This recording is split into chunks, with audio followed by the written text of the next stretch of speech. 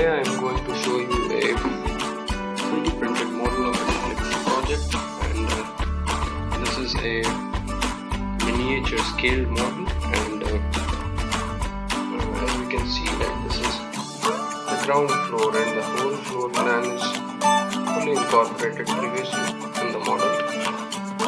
This is the first floor, as you can see here, the floor plan, and this is the top floor or the roof.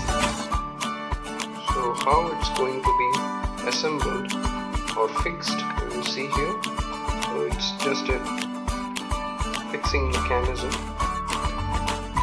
and by just putting it in the proper pocket, we can fix the model.